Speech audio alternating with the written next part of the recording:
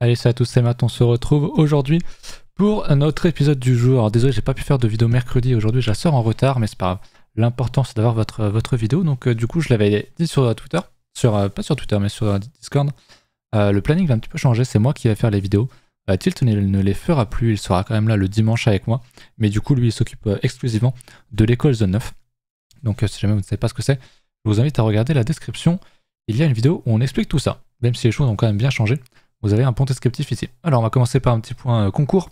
Sur le Twitter, vous pouvez gagner un NFT de Wine Bottle Club, qui est donc un groupe français, n'hésitez pas à aller regarder qui ils sont. Donc c'est un NFT sur 4900, c'est quand même pas mal. Pour participer, c'est très simple, hein. RT, follow, allez sur leur Discord également. Et vous avez également 3 waitlists qui sont à gagner sur le Twitter de la baleine. Si jamais vous ne saviez pas, c'est moi qui le gère aussi. Donc vous avez les waitlists ici, qui sont juste là, à gagner. Donc n'hésitez pas à aller participer sur Twitter. Un simple RT, 2-3 follow. Et c'est dans la poche, voilà. On va continuer du coup sur l'analyse. J'avais partagé un tweet il y a quasiment un jour.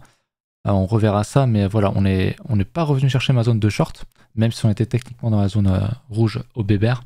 Malheureusement, on n'était pas venu chercher mon 50% à quelques dollars près, donc personnellement, j'aurais pas été trigger. Mais ce qu'on voit ici, hein, je l'avais montré, hein, le deal était vraiment très très sale. Je reviendrai sur le chart, mais je l'avais dit avant qu'on drop que voilà. Ça sentait pas très bon, je m'attendais à des jours ensanglantés et je pense que ce n'est que le début. On va aller du coup sur les charts. En daily, on commence à casser, hein, je vous avais parlé de cette du fait qu'on réintègre ce gros niveau une fois qu'on était cassé, une fois qu'on était passé par haut et qu'on réintégrait que c'était pas très bon. Et souvent l'objectif c'était d'aller casser le prochain niveau ultra évident et le prochain niveau ultra évident. C'est cette trendline hein, qu'on a retapé en plus 2-3 fois ici. Donc franchement, moi je m'attends à ce qu'on a ici. D'ailleurs, le trade que je vous avais posté, hein, c'était de revenir ici avec un stop au-dessus de 61.8 avec quand même une petite marge et d'aller prendre un TP ici qui nous offre du coup un risk reward quand même plutôt bien sympa. On n'est pas loin des 3,5. Donc c'est quelque chose de tout à fait honorable. Donc j'ai pas été TP du coup. Enfin pas TP mais j'ai pas été trigger sur ce TP là malheureusement. Sur ce trade là.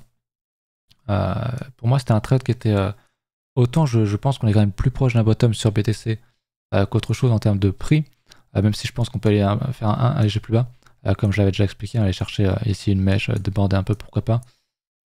Autant prendre un short ici, ça aurait été quand même intéressant pour ce hedge, je l'avais expliqué je crois. Donc si t'es dans les alts, dans PTC, etc. Avoir un short pour te hedge, c'est très bien, puis si jamais ton stop loss était pris, bah c'est pas grave, t'avais tes actifs qui montaient, donc ça aurait pas été un problème. Mais voilà, malheureusement, pas pris sur ce short là. J'irai pas short ici, c'est trop tard. Hein. Pour moi, l'entrée elle était là et nulle part ailleurs.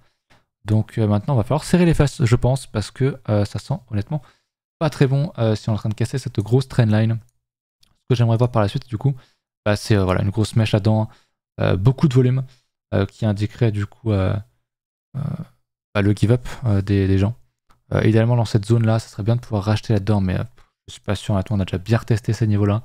Donc je pense qu'il y a des chances qu'on ait creusé un petit peu en dessous, faire des mèches. Et on verra plus tard pour une structure et un éventuel retournement. Mais là en l'état, franchement, je trouve ça pas propre du tout. Là où d'ailleurs on divergeait avec Tilt, qui lui avait parlé d'un stop d'achat. Je crois que c'était plus dans l'école vu qu'il faisait déjà plus de vidéos sur la chaîne. Ou alors il l'avait dit le dimanche peut-être. Lui était plus à l'achat, moi j'étais quand même plus en recherche d'une vente. Mais voilà, du coup, pour une fois qu'on n'est pas d'accord, c'est quand même pas souvent. Au niveau de l'order flow, je voudrais faire le point. On en parlait tout à l'heure sur le Discord, du coup, on a quand même quelque chose de très différent par rapport à ce bottom là. On avait un funding qui était quand même pas mal négatif, donc qui montre que les gens étaient quand même beaucoup plus enclins à short, donc un sentiment quand même très bear avec un open test qui montait. Donc moi je l'interprétais comme ça et on l'interprétait de cette manière d'ailleurs, comme un FOMO short, et effectivement c'était le cas, d'ailleurs on est venu tout liquider. Là on a quand même quelque chose de différent, c'est-à-dire que on a du funding négatif, on en a aussi du positif, on est quand même sur quelque chose de très neutre finalement. Je préfère dire que c'est neutre plutôt que dire que c'est négatif. Et puis on a un open UTS qui finalement reste, qui stagne, qui monte légèrement, donc c'est pas aussi évident qu'ici. Donc c'est pour ça que je créerai pas au bottom ici, même si on vient chercher une mèche et qu'on remonte derrière. Je créerai pas au bottom ici, pour l'instant c'est pas aussi évident, honnêtement. Donc je suis mitigé, je suis toujours sur ce 50-50. De par le fait qu'on est réintégré. Donc c'est vraiment dommage. Mais c'est ainsi. ma foi, je vais regarder aussi les options du coup pour le 29, je vous l'avais déjà montré, je vais refresh juste pour être sûr d'avoir les bons chiffres. Donc c'est là où il y a le plus de... fin du mois, c'est là où il y a le plus de contrats, donc de BTC mis en jeu. Max Spend Price 40 2000, donc c'est à peu près où on est actuellement, on est à 40. Mais voilà, on pourrait remonter éventuellement. L'idée voilà, c'est qu'on n'irait pas à 50, c'est qu'on n'irait pas en dessous des 38, 40 quoi, parce que c'est là où il y a c'est là où si on va à 34, c'est là où les gens qu'on short sur les contrats seraient gagnants, et puis surtout si on va à 50 000, ceux qui étaient en call auraient gagné.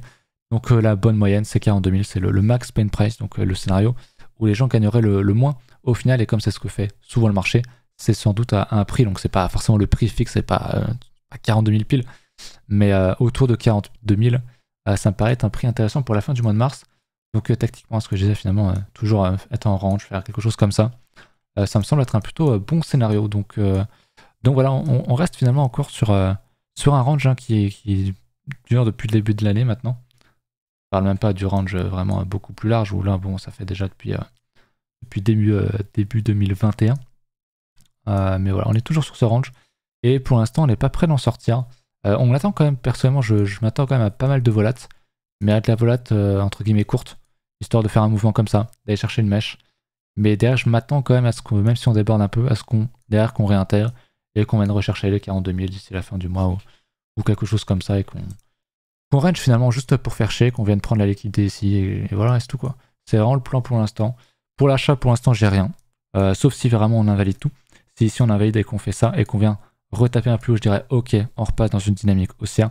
Repasser au-dessus d'ici pour moi ne serait pas suffisant. Il faudrait vraiment qu'on retague les 48 000. Mais j'y crois honnêtement pas du tout pour l'instant. Donc voilà mon plan bull. Mon plan est plutôt je dirais, orange, même si je pense que on aura sur du court terme quand même une belle baisse sur les prochaines semaines qui arrivent. Dans la prochaine semaine. Donc voilà. Voilà pour BTC, c'était à peu près tout pour ça. On a parlé de tout ce dont je voulais évoquer. Un abonné m'avait parlé de ce NFT en commentaire que j'aime beaucoup effectivement. Je sais pas si Tilt l'avait déniché dans l'école, parce qu'il a fait pas mal de calls en vrai qui sont quand même plutôt bien payants. On a un listing qui est quand même plutôt plat, qui est en train de descendre ces derniers jours, donc c'est plutôt cool, avec une structure qui est quand même très intéressante. Ici, on a un niveau très évident. Donc effectivement, c'est ceci casse avec un listing qui continue de descendre. C'est un achat potentiel. Alors il est assez cher, il est à 20 sols. Mais si vous avez les moyens, ça peut être intéressant. Comme beaucoup, je le redis encore une fois, on est à fond sur Solana en ce moment sur les NFT. Comme vous le savez, j'en ai plein d'ouverts. C'est des calls qui ont été faits dans l'école. Donc ça marche plutôt bien. Donc en ce moment, Solana paye quand même plutôt pas mal. D'ailleurs, en parlant de Solana, je vais sans doute vous présenter un projet fait par un abonné très prochainement qui m'a contacté. Et j'aime bien. Donc on est en train de gérer le deal. Et puis voilà. Ça devrait arriver la semaine prochaine peut-être, ou la semaine d'après. Du coup, c'était à peu près tout pour BTC. Pour les alts, on va quand même regarder. Alors, je parlerai peut-être de FXS après. Bon, c'est quoi, je parlais de FXS maintenant, et puis j'irai voir Ethereum juste après. FXS, on est quand même dans une dynamique qui est quand même très haussière. Alors, il faut quand même que je vous montre le reste, parce qu'il y a un petit peu plus d'historique à aller regarder. FXS, c'est ça. J'en avais déjà parlé à l'époque. Voilà, on avait une grosse... Finalement, on a agrandi la résistance. Pour moi, on est vraiment dans une énorme résistance comme ça. Même si je peux la réduire un petit peu. On est vraiment là-dedans. Et le fait de consolider, de rattaquer encore une fois, et potentiellement encore une fois, la résistance, c'est quand même quelque chose qui est quand même très bon en termes de price action. Donc j'aime bien voir ceci, j'aime bien voir ceci se dessiner. Potentiellement une tasse avec anse. Hein, donc on vient du bas, on fait une longue tasse et une petite anse. Ça serait quand même très bien. L'objectif pour moi, ça serait d'aller choper un achat. Si on fait un plus haut ici, avec un stop sous la tasse, pourquoi pas. Et puis d'aller choper une extension ici. Bon, ça fait pas un risk reward monstrueux, mais du coup, l'extension, il faut que je la prenne plutôt ici. Voilà, et du coup, le premier TP serait ici, et là, on a un risk reward de 3,5, mais honnêtement, si on casse un gros niveau comme ça, on peut, je pense, aller viser le 1,618 en target max, donc prendre des profits dans toute cette zone-là, et avoir un RR de 15 max, ça me semble pas dégueu du tout, donc voilà. Je vais quand même le remettre sur le milieu, 1,41, pour qu'on voit ça les prochaines semaines. Mais si effectivement on est amené à casser comme ceci, ben, pour moi c'est un achat. Et c'est ce que j'avais TP ici ou ici à l'époque, parce qu'il était passé dans le top 100. Je sais pas si c'est encore le cas aujourd'hui. Je vais regarder. Alors c'était pas le bon truc. Je l'ai plus. J'ai plus CoinGecko d'ouvert, j'ai trop de trucs d'ouvert. Je suis complètement perdu. D'ailleurs, j'ai regardé vite fait si mon singe pump. On est à 7,9, donc c'est pas long. On avait fait un call quand on était à 10, mais on a surtout fait un bon call quand on était à 5-6. Donc pareil, hein, sur Elrond, ça se porte plutôt bien. J'imagine que sur Ethereum, ça se passe aussi plutôt bien. Sur les NFT, globalement, quand c'est compliqué sur Bitcoin, les NFT tankent plutôt bien. Donc c'est un phénomène assez étrange à voir, parce que c'est pas quelque chose qu'on avait l'habitude de voir en 2017. De voir un secteur qui se porte bien quand le reste ne se porte pas très bien.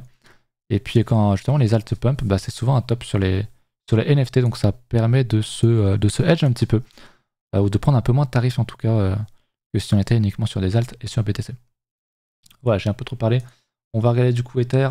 Ether, c'est là où ça me fait peur, parce que autant il est très beau, je l'ai parlé, s'il confirme encore une fois, autant en fait, donc là c'est la paire BTC, autant si Bitcoin décide d'aller tomber à 30K ou en dessous, bah Ether il a vraiment de la place avant d'aller casser ce creux là en fait.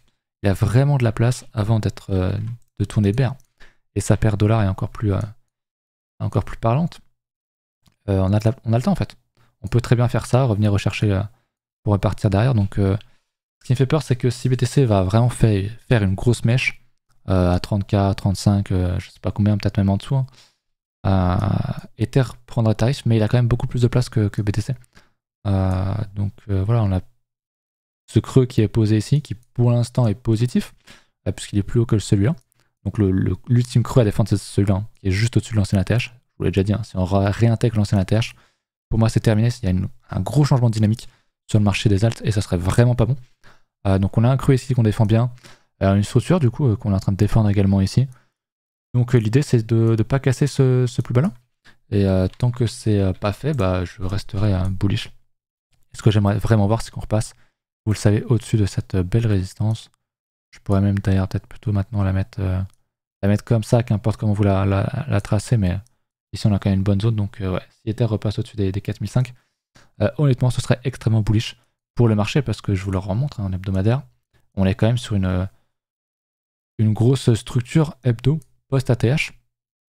Donc on casse l'ATH, ce qui est un événement qui est extrêmement bullish, qu'on soit bien d'accord, et on structure en dessous, et si cette structure est bullish, donc on casse par le haut, derrière il y a des targets qui sont phénoménales. On pourrait facilement aller, moi je l'ai déjà dit, un Ether à 13 000, pour moi c'est une target qui est tout à fait raisonnable. Donc voilà, mais ça prend du temps, et personnellement j'y crois. Tant qu'on ne réintègre pas l'ancien ATH, je crois toujours à un Ether à 15 000 et peut-être au-delà. Voilà pour ça, mais c'est long, hein, c'est une charte qui est un hebdomadaire, donc on se répète depuis des mois et des mois, mais encore une fois c'est long. Voilà pour ETH. Je vais regarder, je vais terminer sur le market cap, qui range aussi depuis pas mal de semaines. Donc on se fait chier, il retombe, donc c'est quand même une plutôt bonne chose pour les alts. Ça montre quand même qu'il y a quand même pas mal de résistance de la part des alts face à BTC. Donc même si BTC plonge, les alts tiennent un peu. Mais vous le savez, le vrai niveau que je vais surveiller, c'est ici. Je vais me remettre une alerte. De toute façon, c'est BTC en inversé. Donc vraiment, si ça casse, c'est quand Ethereum va casser son plus haut aussi.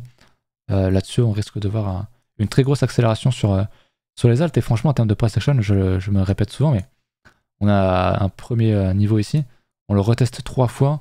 On y retourne une 4e, donc on peut considérer une 5e fois. Vous savez que plus on teste un niveau, plus on le reteste, plus il y a de chances de casser. Ça prend son temps.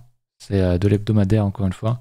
Mais quand ça va casser, je pense que les gens ne seront pas prêts à ce qu'ils vont voir. Pour ceux qui n'étaient pas là début 2020-21, je crois que c'était 21, ça sera la suite en fait, ça sera l'épisode 2 en fait, tout simplement. Ça sera la seconde leg, la seconde jambe, ou peut-être mieux, je sais pas. Mais moi en tout cas j'y crois toujours tant qu'on n'invalide pas mon scénario sur Ethereum et qu'on réintègre pas. Pour moi il y a toujours quelque chose à faire. Voilà, la vidéo est assez courte parce que j'ai pas pu trop préparer, je suis désolé.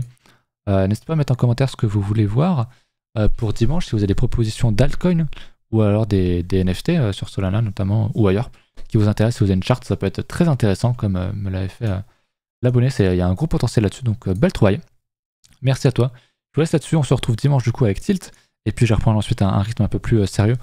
Pour les semaines prochaines, j'aimerais, du coup, moi ça sera donc le mercredi et le vendredi, en plus du dimanche, et j'aimerais bien de temps en temps faire une vidéo tuto, reprendre les tutos sur un petit peu tous les sujets, découverte d'exchange, etc. Parce qu'on n'a même pas fait ça en fait sur la chaîne. Et c'est cool, mais c'est un truc qui marche bien pour le référencement et tout, on l'a jamais fait.